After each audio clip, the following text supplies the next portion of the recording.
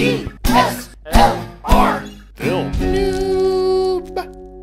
Here's a quick money-saving tip if you're in the market for a variable ND filter. These filters can be pretty expensive. This Lightcraft Workshop filter right here will set you back around $100 to $125.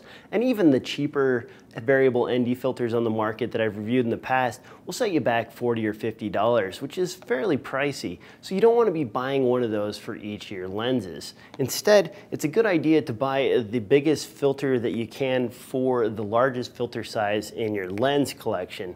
That way you can use step-down rings in order to adapt them to each of the lenses in your kit. For example, I've got the Canon 85mm f1.8 lens that has a 58mm thread size. So I'm using this 72 to 58mm step-down ring right here to adapt this variable ND filter right here to the lens.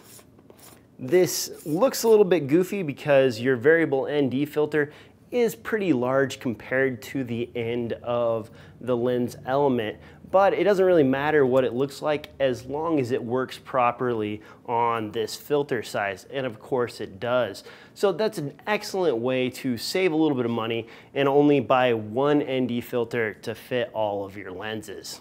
It's also a good idea to take a look at the lenses in your collection. A lot of common lenses use similar filter sizes. For example, this 85mm f1.8 lens uses a 58mm thread size, which is common to both the 51.4 and Canon's 28.1.8 lenses. If that comprises the vast majority of your collection, that's probably the only variable ND filter size you'll need. But if you have an oddball lens in your collection, like say this Sigma 30mm f1.4 lens, this uses a 62mm filter size, which is kind of an oddball filter size, in which case it might make more sense to have a 72 or 77mm variable ND filter and then simply step it down to the 62mm threads on here or the 58mm threads on those other lenses. The other reason it might make sense to have a larger variable ND filter is if you plan to upgrade to, say, a prime lens in Canon's L series collection like the 51.2 or to one of their L series zoom lenses. Those use 72mm and 52mm threads respectively for their filter sizes. So having a larger 72 or 77mm variable ND filter would be handy in the future if you do plan to go on the upgrade path to more expensive glass. That saves you a little bit of money when you can use that variable ND filter across your entire line of lenses.